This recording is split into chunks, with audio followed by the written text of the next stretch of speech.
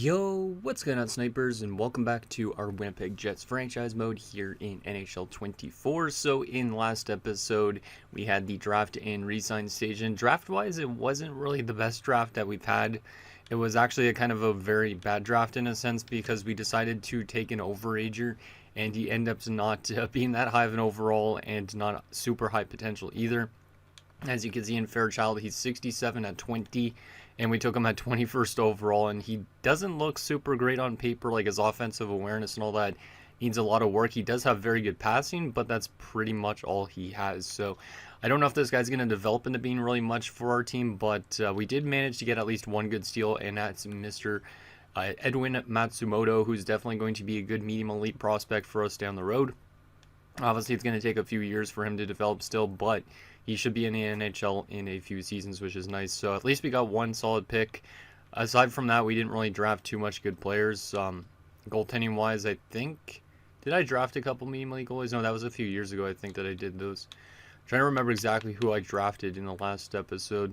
I guess, yeah, it was like Reese. So we got like some low 4s, low 6s, so some guys that could pan out, but there's no guarantees that they're actually going to pan out for our team. So hopefully some of them do and kind of surprise us a bit so we can add more to our ever-growing prospect pool, because those guys right now, some of them might not get signed. Who knows?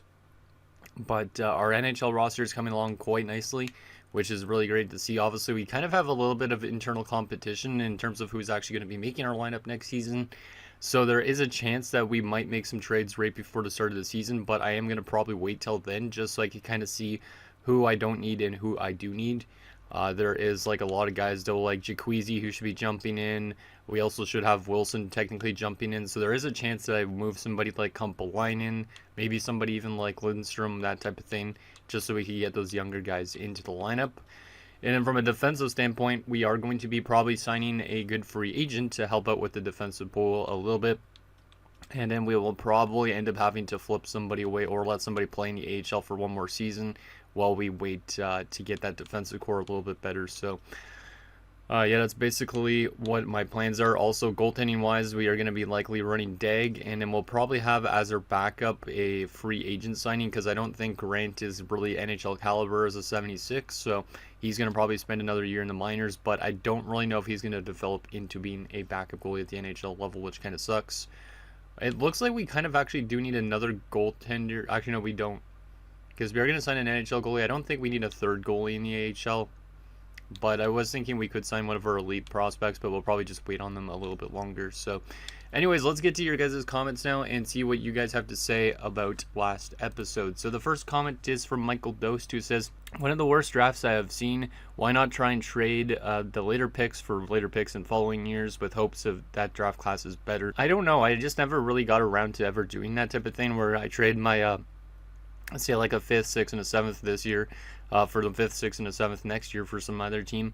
I don't really see the logic in it in a way, but I do understand that it might be a good thing for us to do eventually down the road, because obviously there could be some drafts with some really good steals down the road, like low elites in those later rounds, and then we're not wasting them on like low top 6s and stuff like that. But we already have a really good prospect pool, so I don't really know if it's necessary for our team to do.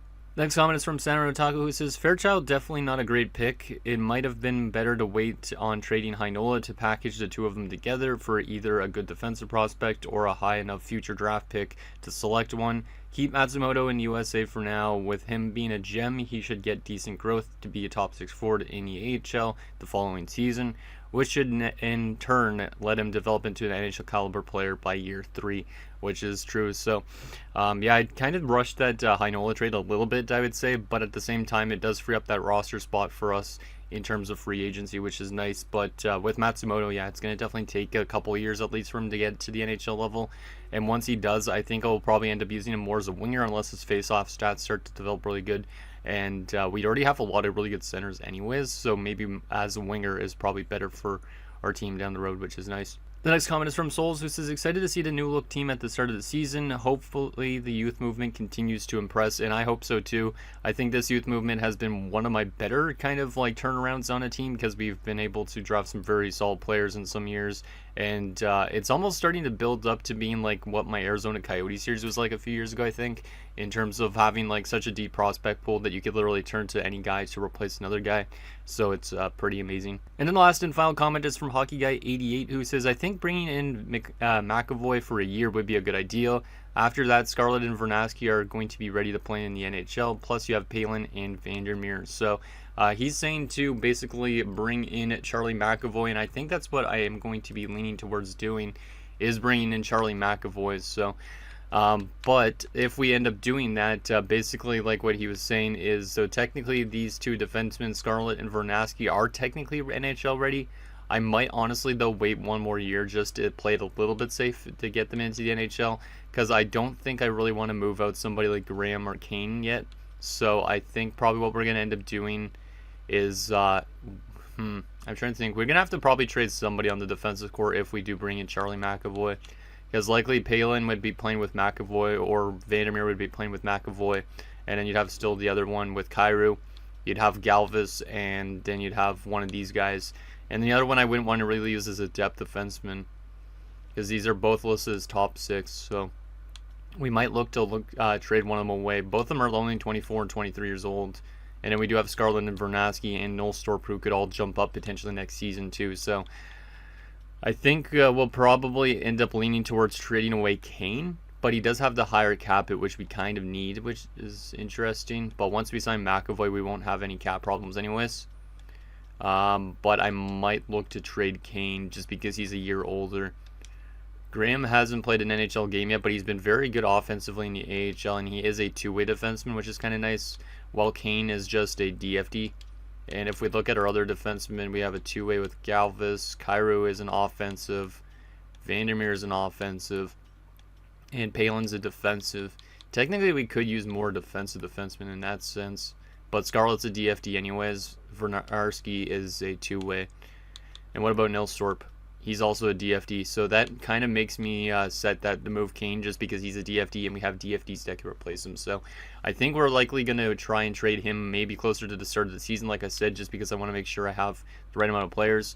Also, in terms of like the 4 group, I might move away somebody, like I said, like Kumpalainen in a trade. So if we could trade away a couple of our prospects that we don't really need anymore, so we could replace them with the younger guys, that would be good. And then our prospect pool still has some good low leads in the AHL, which is nice. So we are still having a pretty good foundation of future players, but obviously we are going to be taking a little bit of hit by moving out some of them, but that's okay. Because we could trade it for, like, I don't know, a future pick or something like that. And who knows, maybe that can become a lottery pick and all that type of thing. So let's get into signing Charlie McAvoy. And then we also did need to sign, I think, some coaches, if I remember right. Once we get to this portion, yeah, we're already at free agency, so we need an NHL assistant coach and goalie coach. The AHL needs a head coach, which I honestly might actually, no, I'll go probably for an AHL head coach already. Yeah, let's do it. So let's get an NHL assistant and goalie coach first and foremost, just because those are pretty important pieces. So an NHL assistant coach, actually we could just go any coaches in general to see who fits our team the best at the moment. Ooh, there's a 62 of Vivirios. That guy looks actually pretty good. There's some teams interested in him, so there's a chance we might not get him. But let's try and get this guy in as our assistant coach. And who knows, maybe he gets promoted to being a head coach for us in the upcoming season, depending on how he actually fits his team. But he might actually take a job from Carolina or Philadelphia because they want a head coach. Goalie coach-wise, is there any good goalie teachers out there? Let's just go by teaching here. There's some right here. AHL assistant, not the best ratings, but he does have an A+ in teaching, and he is a goalie coach. So I guess we'll go with Lebda as our NHL goalie coach. I'll probably wait on some of the AHL coaches for a bit, but we'll get definitely the AHL head coach at least, because I don't want to have like all the spots taken as coaches in the AHL. Just because obviously, yeah, I think I'll leave the assistant spot vacant again just so we can kind of reorganize our coaching staff at the start of the year again. So AHL goalie coach for Clutterbuck. That used to be our AHL goalie coach, I think, last season actually. The name sounds familiar, unless I went to get him a few years ago. And then we also need an AHL head coach. So let's go back to teaching grades here and see if there's anybody that would be good as an There's some assistant ones, but not good ratings. Let's just go overall rating and see what we could find here. And let's go to AHL head coach. Yeah, probably this guy would be good. Yonkman. Let's just see how his ratings are. 19. It's not great. There's a 26, and this guy was the A-1. So we'll go with this guy as our AHL head coach for now. Try and get him a little bit more pricey. There we go. And we should be able to get all those coaches in, and once we get those in, like I said, we could reorganize our coaching staff at the start of next season, because we will leave that assistant spot vacant. So there's all the coaches organized. Scouting wise, do we need to bring in any new scouts? Is there any A scouts out there? There's 3. There's 3. Okay, so I guess we will sign these 3. So Ron Mitchell, Sawchuk, and Graham. And then we will go back and we'll fire 3 of our worst scouts, which are Dumba, Kotelik, and Potomly. So I'm going to write down on a piece of paper here. We need a WHL scout. We will need 1 in the SHL and 1 in USA Central. And which scouts did we just offer contracts to? What are their names so I can remember? So we got Mitchell. We got Sawchuk. Go to Sawchuk. Sawchuk, Graham, and we are good. Okay, so now I got a list of what I need to assign those guys to once we get them signed in, which is good. And that is all dealt with. Now we need to get into the actual free agent signings. Like I said, there's probably only going to be Charlie McAvoy that we signed because it gives us a good veteran to play on our defensive core with our younger guys for a season. Makes us a bit stronger defensively while we wait for some other guys to develop a little bit more. And then also, if for some reason we're not a playoff team, we have a lot of trade value with him. I don't think that's going to be the case, though. Also helps us cap-wise. We do still have a bunch of RFAs that we need to wait on signing. Actually, there's only 1, and that's Dag. So we will definitely have the cap space for Charlie McAvoy and to bring in Dag, which is nice. So let's do that. And like I said, we'll probably wait till the season starts to make a decision on trades. We'll definitely see how everybody's kind of set up. And if there's anybody that's scratched that shouldn't be scratched, that type of thing. We'll also sign ourselves some depth forwards or bring in some depth forwards, that type of thing too. But I want to definitely throw my offer at Charlie McAvoy for a year, see what we could do. Because he is very expensive, but for 1 year he only wants like 13 million, which is not bad. So we are going to give him like 13.5, or maybe like 14 actually even would be fine for a year. Because I obviously want to have a good offer for him if he's only going to get 1 year from us.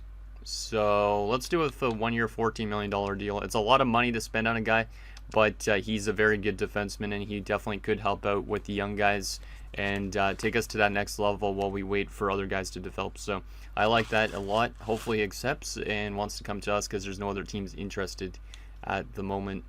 I could actually sign ourselves some depth forwards right now and depth defenders, but I would rather use from within in a sense. So I'm going to wait till the start of next season just to make my decision clear if we want to bring in some more free agents. But yeah, Charlie McAvoy would be a really great signing if he wants to come here. So there is Lebda, which is the NHL goalie coach. So welcome aboard, Vojtek, even though you don't look like you're from Czechia at all. Okay. We also got Jesse Clutterbuck, who's the AHL goalie coach. So a couple of goalie coaches signed up. Nice to see that. We do... oh, wait a sec. I forgot to fire those scouts. God damn it. Oops. Oops, that's not good. Now there's going to be other teams interested in them. I didn't want to go that far back. Okay, we need to go back to assign scout. I meant to fire those scouts, but I completely forgot about doing that for some weird reason. So we got to fire Dumba. We got to fire Kotelik. And we got to fire Potomly. And we got to go back to hire, and we need to try and offer Graham a contract again. Now there's going to be other teams interested in him, so there's a chance we might not get him, which is not great, but we'll definitely still throw our hand into the pot and see if he will accept. He's a young scout too, which is kind of nice, because then we could kind of hold on to him for like the entire franchise mode without him retiring. So hopefully all those scouts accept still. Let's see. So we do get Vivirios as our NHL assistant coach. He could be a potential head coach. We'll see definitely what he's looking like next season. There's the AHL head coach in Downey. So I think we got all our coaching staff, which is good. Sawchuk has joined, which is great. So there is one of our scouts. We might find out about Charlie McAvoy now. So let's see. Mitchell is accepted, so there's the other scout. Graham is accepted, so we get all 3 scouts we wanted, which is great. Even though we kind of done-goofed it at the beginning. And Charlie McAvoy has accepted the 1-year deal to join the Winnipeg Jets. So that's a very nice one for our team. One of our bigger free agent signings. We still have $18 million in cap space, which is kind of crazy. But you can kind of see what I mean. He's a right-handed defenseman as well, which is great. So now you have McAvoy, Palin, Vandermeer, Kyrou, Galvis, Graham, and Kane. Obviously, one of these guys, like I said, would probably get flipped. And we would probably have to sign ourselves a depth defenseman. Like, Nilstorp could be a depth defenseman potentially, or he might actually be a top 6 by next season. So there might be a couple moves coming before we actually have our roster set in stone. We do need still a backup goalie. I almost forgot about that. So glad I realized that now. Let's sign ourselves a backup goalie if there is still some good ones out there. I meant to do that as well when I offered the contract. There is still some out there. Perfect. Okay, so who do we want to go for as a backup? Sealaw's had a 903. Anybody with some crazy good numbers? Woll had a 917. Was that AHL though? It was. NHL wise, he's had a career 897, which is not great, to be honest. Looking for people with good NHL numbers. 906 is better. Quap is still listed as a backup. Has he played any NHL? He has. He has an 889. Yeah, some of these guys are not the best of backups in terms of numbers. What about Logan Thompson? The last few years, he hasn't been super great. He did have a few seasons where he was really good when he was a starting goaltender, but he has definitely dropped off a lot. Or else I would have probably looked at him. Samuel Urson might be decent. No, he's not as good as he is in real life. Because that guy's been pretty solid in real life. Callie Klang, a 911 save percentage in the AHL last year. 900 save percentage 1 year in the NHL. He has a 909. Has played a little bit in the playoffs and never allowed a goal through 15 or 16 minutes. But I thought 8 plus 7 is 15, not 16. I don't know why it says 16 on the bottom, but I guess there's a math problem. Prosvetov. Prosvetov has been more of an AHL goalie. He's also not been that great as a backup. I don't know if it really matters too much. Soderblom was actually okay last year as a backup. I know in real life he's not very great. But a 908 last year behind Seattle. And I don't think Seattle even made the playoffs last year, if I remember right. Soderblom might be okay. Or what about Noonan? Eustace Noonan has been also around the same. He actually has a really good record in the NHL. Damn. He had one season where he was 15-6-2 with a good Colorado team. You know what? We're going to take a chance on Noonan. I think I like that record from a few years ago. We'll see if he actually plays that good, but there's going to be our backup for the season. And that's going to be our last free agent signing we're going to make here. So it should be interesting to see what our team's looking like next season. Deg should be accepting his RFA thing somewhat soon. There is Annunen, so that's good. Let's send him up to next season and see what we're looking like. And like I said, we'll probably make some tough decisions before we actually start simulating on who we want to trade away and who we don't. We're getting offered Guzda, who literally was, I think, just signed by Arizona. That's actually kind of funny because we were literally just looking at that guy in the free agent pool, and now Arizona wanted to flip him as soon as they signed him. So we got to see if Deg will accept, which he probably will accept his contract offer that we're going to give him. We have the cap space as well, so we're just going to give him what he's wanting, which is probably like $4 million bucks, $5 million almost. Jeez. He's getting a little bit pricey, and he's not really putting up the great numbers I was hoping for in the playoffs, but he's still young, so maybe once we have a good defensive core in front of him, it'll actually be pretty good. Like maybe this season he'll have his best year yet, and then we could actually think about signing him maybe for a decent amount of term. Or we could start looking for new goalies. Like we have a couple elite goalies in the system anyways, so there's Deg accepting, which is great. And we should be pretty much ready to go. Now the question is, how much growth did we get from those guys in the AHL? And are they going to push guys in the NHL out? Like we might have to make a crazy trade to start off with. Holy crap, Jacqueezy's an 82. Let me go to roster moves here and see if there's anybody that we don't want to have in the minors or scratch for that matter. So 76 is across the board, that's fine. Vernarski is an 80 overall. So technically Vernarski, Nilstorp's listed as a depth defenseman. Yeah, this is interesting. 2, 4, 6. I might have to trade away both Graham and Kane. And then we'd basically have Vernarski and Nilstorp in the NHL. Nilstorp would probably be depth.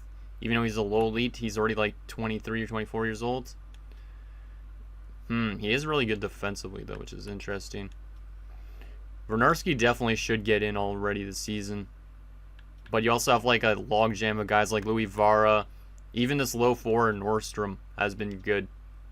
Maybe we should use him as a depth defenseman since he's only a low 4. Yeah, I think what I'll end up doing is trading Grimm and Kane.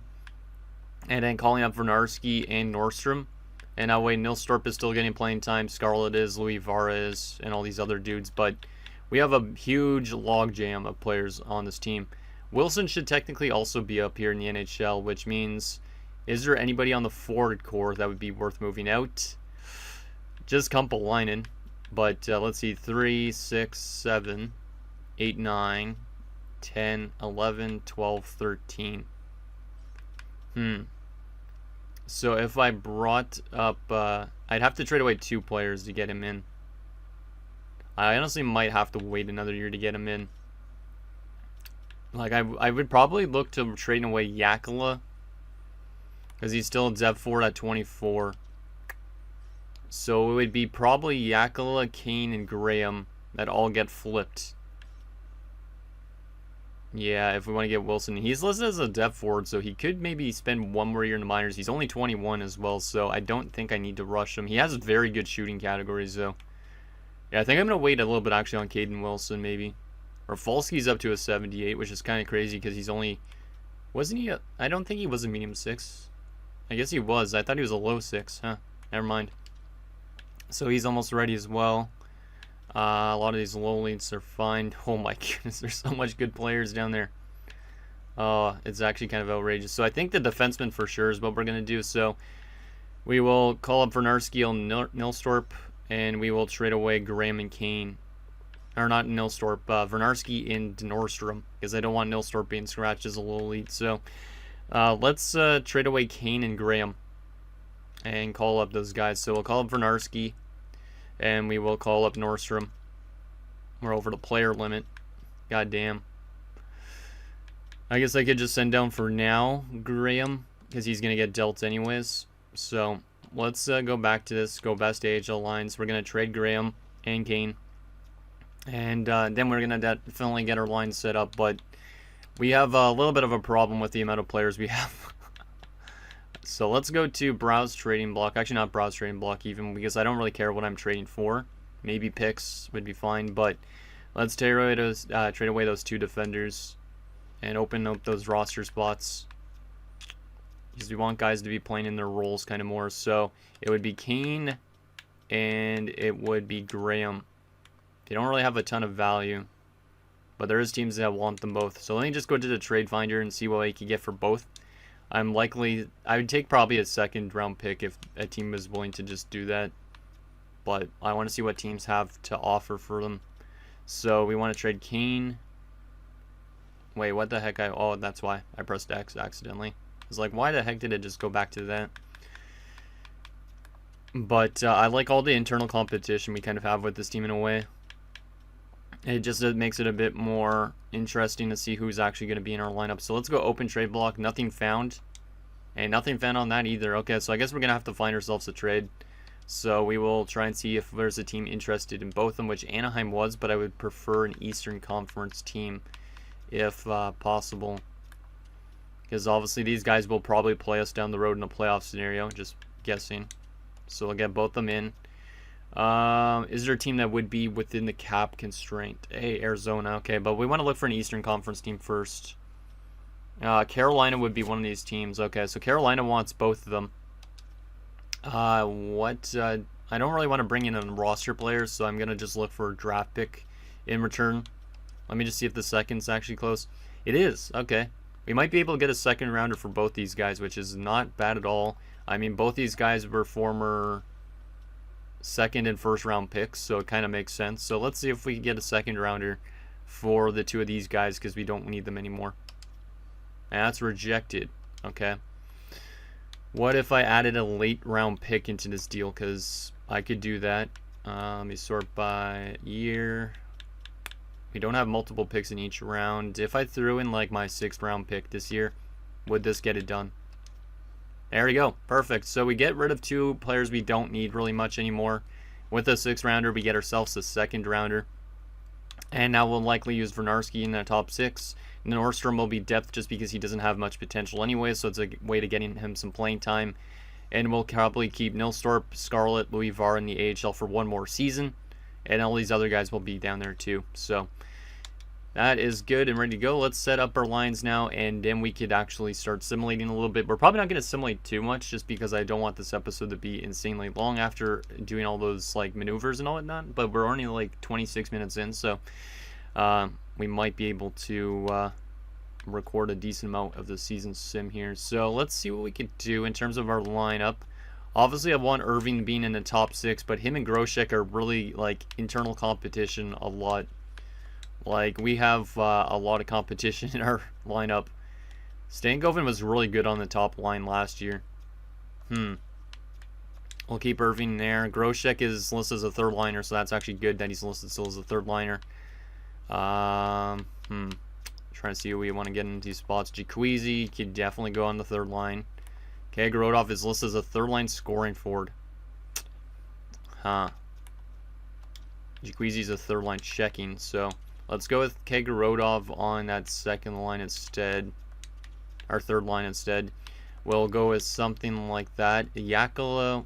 Is there anybody scratched on the forward that I do not want scratched? Kumpalainen is kind of okay to be scratched, but he's our only forward depth option at the moment.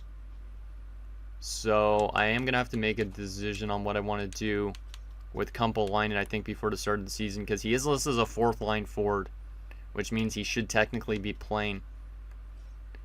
And then technically depth forward wise, I might need to sign a couple, because Cam technically isn't panning out, but I don't know if I should use him as a depth forward in the NHL. So I think what we're going to probably do is also look to make another trade here with Kumpalainen. And we'll sign ourselves 2 depth forwards, because we already have ourselves our depth defensemen. So let's trade away Kumpalainen, but let's find still some depth options first to go into and sign before the start of the season. So we'll sign ourselves, if there's 2 like 78 overall guys. Oh, yeah, there's like some 79s. Perfect. We'll take, I guess, is this Ozzy Weisblatt? Yeah, Ozzy. Not his brother Ozies or whatever you say his name is. We'll take Ozzy Weisblatt because he's a solid enough depth option. He's actually listed as a 4th liner though, so maybe I'll go for Simon Knack instead. So we'll go with Knack, 1-year deal. Just give him a 1-way, just to be nice. And Laferriere as well, just to give us those depth forwards. Now that we have those, now we could trade away Kumpalainen. And I don't think we're going to get really much for Kumpalainen because he hasn't really panned out, but this will at least give us players in the right positioning and all that. So Kumpalainen has a little bit of value actually, so that's not bad. Let's just see if there's a team interested in him. Boston was, but they're over the cap.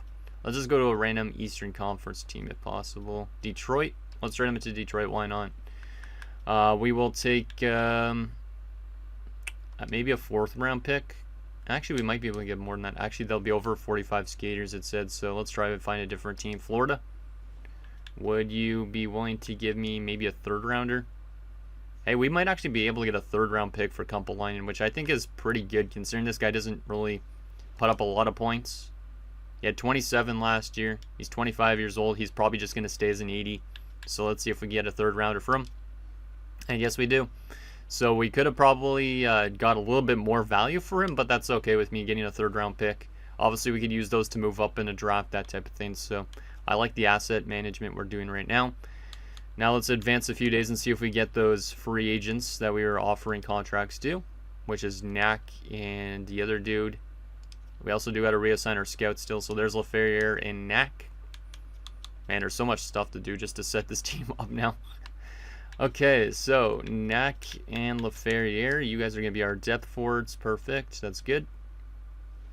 And let's just make sure our lineup is good the way it is.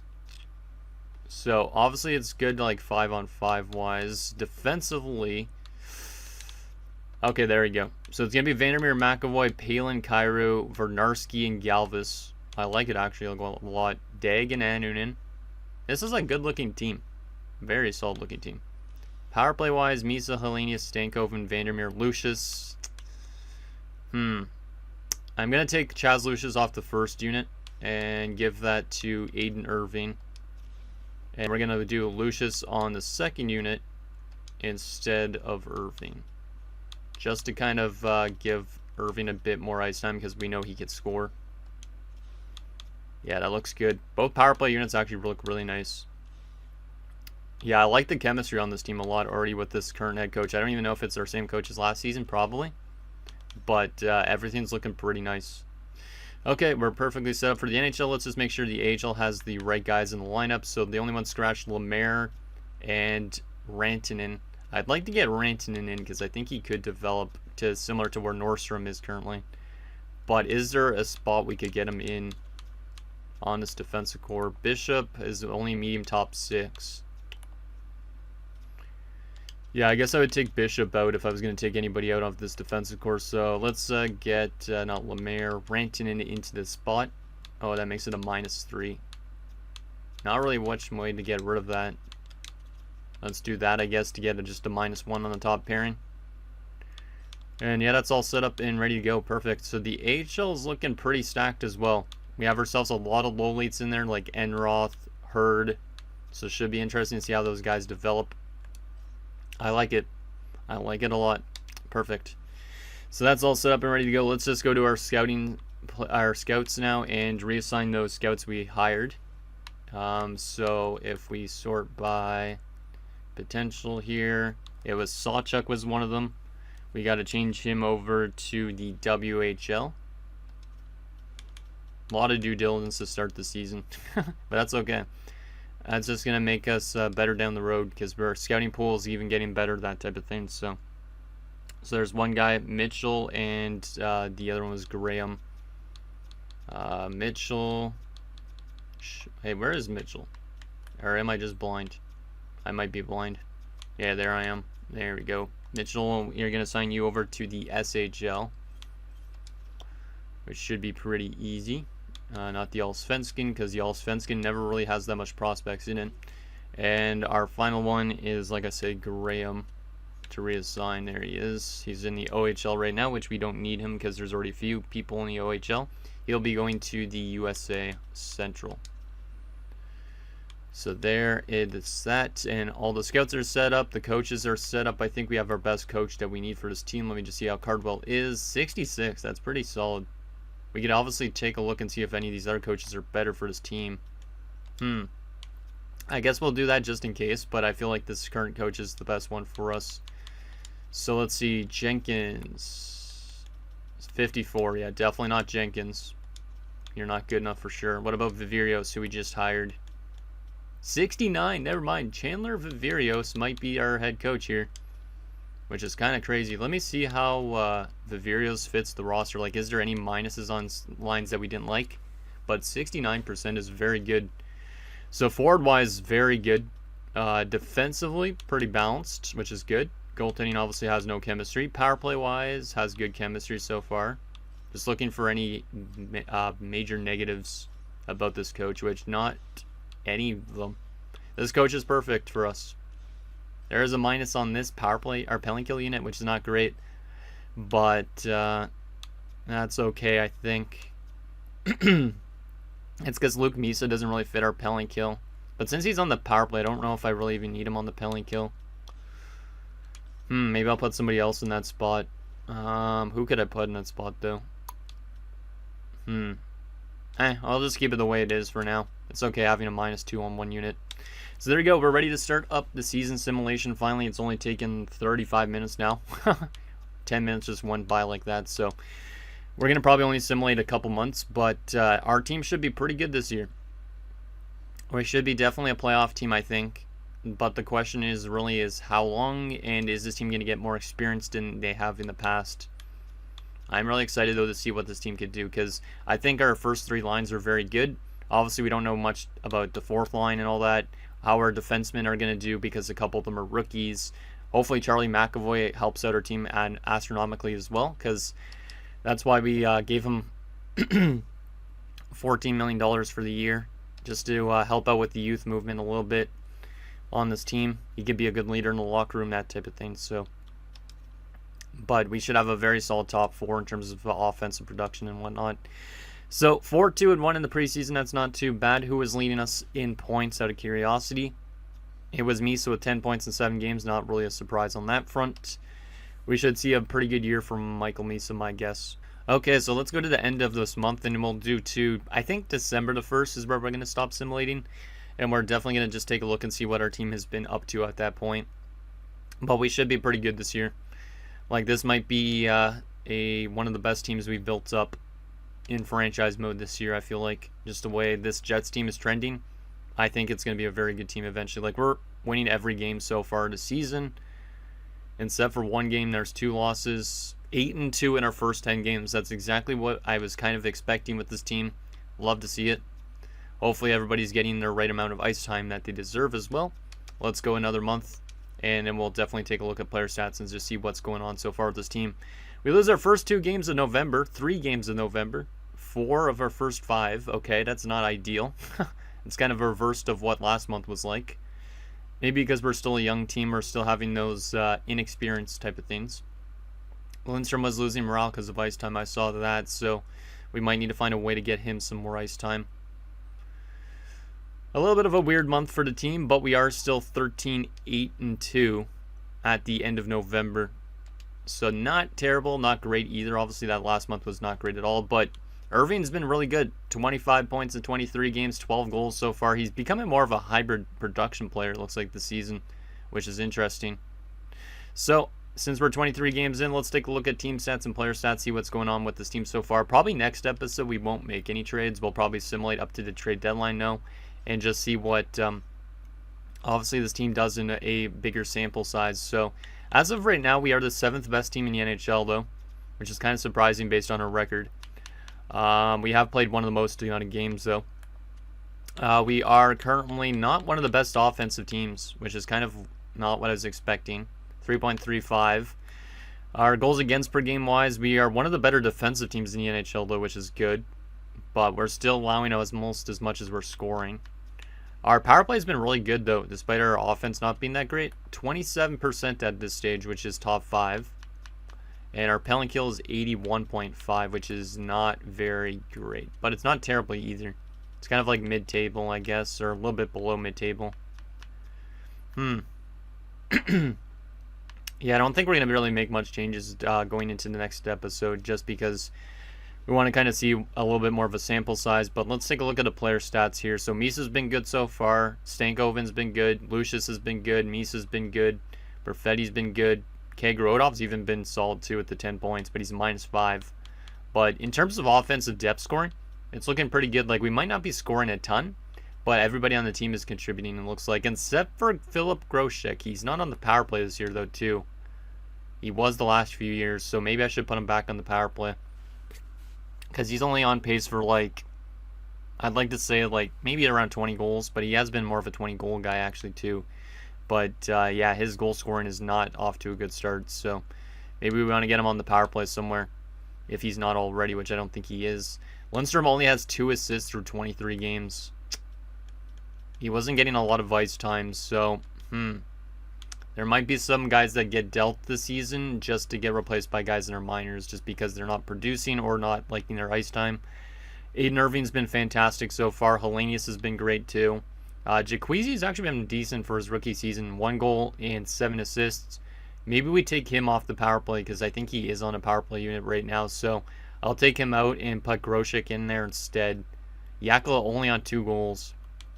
So there's a couple guys that aren't really producing as much as I'd hope for, but at least our top guys are. Kairu's on 15 assists, which is fantastic. McAvoy's on 11 points, which is not bad, but he's -6. Vandermeer's on 9 points, not bad, -8, but seems like the 2 of those guys don't work well together. Palin's been solid defensively, Galvas as well, and Vernarski as well too. Goaltending-wise, Annanen's been very good as a backup, but Dag has still been a little bit inconsistent here early on. Okay. I think I know what we need to change up a little bit. So like I said, that power play unit a little bit, maybe also the defensive pairings a little bit too. I'm going to already go ahead and adjust that before next episode just because or else I might honestly forget. So if we go to power play number 2, we're going to take Jaqueezi out of the spot, and we will give that other power play spot to Philip Groshek. So we'll do that. And then 5-on-5 wise, we're going to make a defensive change because Vandermeer and McAvoy seem to not work together.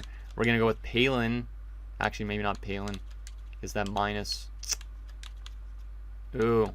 I don't like that minus. Okay, we could go with that. I mean, yeah, we could do that. Vandermeer and Kyrou. Because Kyrou's been fantastic offensively anyways.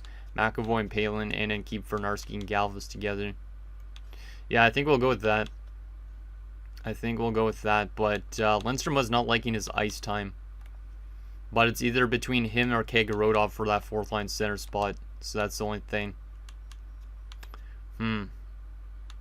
Yeah, I think we got to keep the rest of this like that. But this team looks still really good. I mean, we might not be simulating the best in the world right now. But, yeah, I think this team is doing decent enough. Curious on how the AHL team's doing right now. Because they have a lot of low lead prospects. So I'm curious on if they're doing well here early on as well. Are they in the playoff spot at the moment? They're not off to the best of starts. 9-7. Rafalski's been really good this year, though. Let's just take a look at player stats on that team as well for fun. Because we normally don't do this early on. Looks like Rafalski's a one-man show pretty much. Because everybody else is point per game or below. Wilson's having a good year so far. Hopefully he continues to develop. Couple other guys not so much though. Like the offensive depth scoring is a lot worse than I thought it would be with this team. It's really weird. And then the goaltending from Grant has been fantastic so far. Like him and Scarlett have been completely reversed roles in a sense. Like Scarlett's a medium elite goalie prospect. He's been terrible. Grant has been really good. They're both like the same overall almost too. So kind of crazy.